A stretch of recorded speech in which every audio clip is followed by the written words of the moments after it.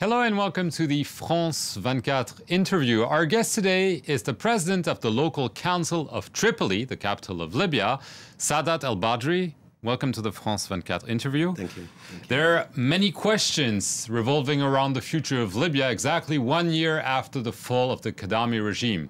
Armed militias are ruling the day, violent Islamist groups are taking hold, as a central government is struggling to emerge. Obviously, some recent very violent incidents in Libya, such as the killing of the American ambassador Chris Stevens, shocked many. We are learning that the Obama administration is boosting efforts to help the Libyan government create a commando force to combat Islamic extremists. Mr. El-Badri, what do you think of apparently the American willingness to be present in Libya and go after terrorists?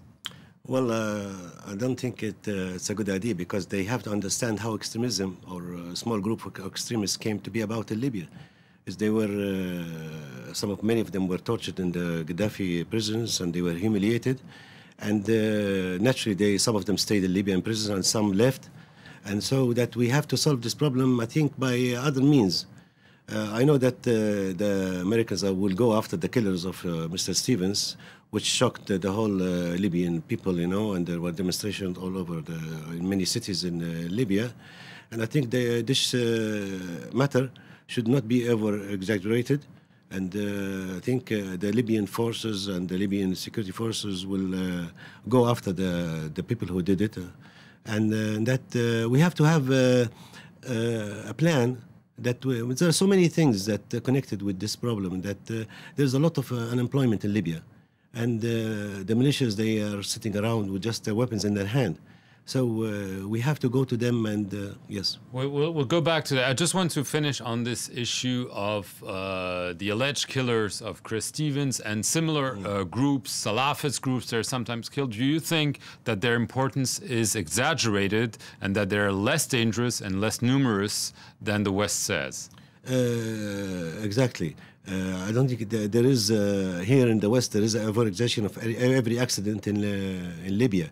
Sometimes there's just in a small accident in Tripoli, somebody they have they quarrel, and they start shooting each other. And when the news is said as if there's instability in the capital. So it's just with the amount of weapons we have, and with the amount of sometimes liquor going through our borders, and these hashish and these, it's natural that some problems will be there. But I think the people are looking for stability and for security, and I hope that this new government will put out a program to solve or to take care of these problems. Security is obviously an issue, and central to it is the future of the armed militias, those very militias who help liberate Libya from the Gaddafi rule are still armed and they still hold a lot of power. How do you deal with this issue? Well, actually, we have to convince them that they have to join either the Ministry of Interior or Ministry of Defense. But still, I can say that these people, they need jobs, they need the money, they need to go on with their lives. They want to share the wealth of their country.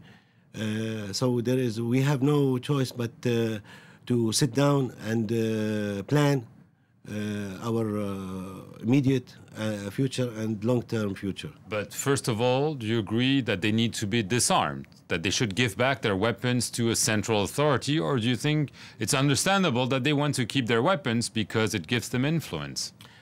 It's part of that, but I don't think that I'm not with the idea that they should give out all their weapons, because we need some assurances that not another Gaddafi comes in.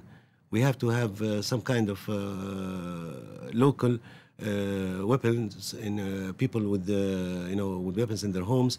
Like the Americans, they have it now, through the Second Amendment of the Constitution, and that we have to have some balancing force. That that Gaddafi, he went to cities and he did whatever he wants there, and there was no defense for them. So, if I understand, you're saying that until there is a clear central government with authority and legitimacy, there should be weapons in the hands of the local people. Oh yes, they actually, many of them are good people, and they are helping the police force catch criminals and solve many problems in the capital. But let's take an example. There's a hotel in Tripoli that's known, the Wadan Hotel, if I'm not mistaken, and I'm told that militias men from Misrata have been there occupying the rooms, obviously not paying, and that they're not willing to go out. Isn't this an example, among others, around the country, and it's not only that militia, of abusing power because they have weapons? They have reasons to be there. They're only occupying 20 rooms there, I know. But we're trying to, I think they will be convinced in the next few weeks to leave the hotel. I don't know if they're from Misrata, but hopefully we'll make an agreement with them that they should leave the hotel. But isn't this an example that those militias, they actually like to be in power? Why would they give up their weapons and their influence? What should be given to them in exchange? Oh yeah, that's it. That's it. Development in their areas. Nothing has been done in this field, you know.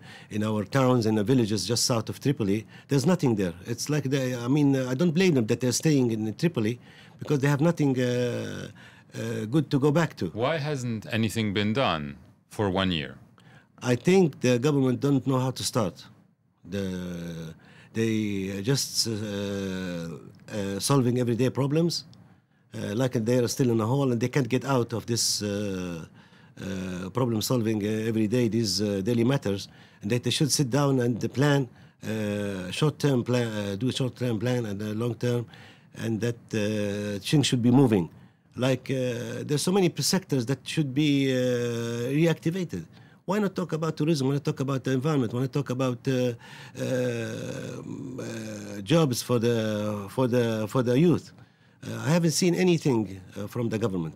Obviously there's discussion about drafting constitution. There were elections that were deemed fairly successful.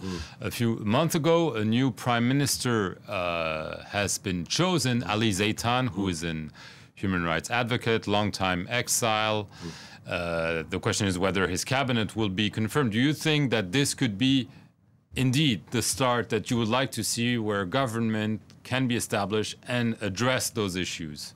Hopefully that I'm very optimistic. But one thing that I want from this government is that they should have the power to make courageous decisions about such as like enforcing the law and order, and getting people trained, getting people working, giving more responsibilities to the local councils. We have seen our responsibilities as local council being taken from us by the central government. So I think they should sit down and talk about getting things going on, and also activating or starting the projects that we have about 13,000 projects that are still need to be readdressed and revised. And that should be done very quickly. Okay, question about remnants of the Gaddafi regime. There's a lot of fighting in the area of Bani Walid. Is this still a danger for Libya? I think it's just the last hope that some of the cronies of Gaddafi, they're just hiding there. And I think it will be their last battle. They're putting everything in it. Of course, they have a lot of cash, a lot of maybe some weapons.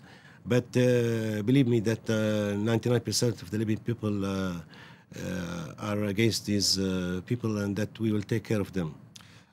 I want to come back to the death of Muammar Gaddafi. There were claims by several officials in Libya that he was actually killed by a French secret agent. This was claimed by the ex-intelligence chief of the National Transitional Council, Rami Al-Obeidi. And the former Prime Minister Mahmoud Jibril also hinted that this was possible. What do you make of that? I think he has to give some proof. I talked to people who came from Sirte that day, and they never mentioned any foreigners being there. Maybe because they are hiding, but he has to give some proof. I mean, you don't believe it? Oh, well, I believe anything now these days, but still they have to present some proof. I went to the last question. Saif al-Islam is still in jail. Abdullah al-Senussi was sent from Mauritania, where he was arrested, to Libya. Do you think they can get a fair trial in Libya? There's a lot of concern that this will not happen. No, absolutely. I think mostly Libyans are decent people, and that they will get a fair trial as soon as I think things calm down.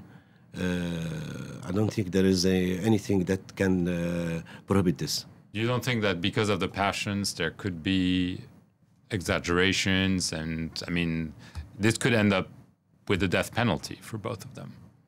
Well, it's up to the judges, but I think the Libyan people are, of course, they're eager to see them on trial for the crimes they did, and this is natural, and I think there won't be any problems with that, you know. Okay, so you're confident that there will be a fair trial for both? Yes, hopefully. We also will speak about this and that. I mean, look at, we're talking about reconciliation now in Libya, and many NGOs they are working hard on this matter. So I think to get a fair trial is one of the main aspects of our coming constitution, that everybody should get a fair trial, including criminals or anybody. Okay. Sadat Al-Badri, many thanks for coming on the France 24 interview. Thank you all for watching it. Stay tuned here for more news.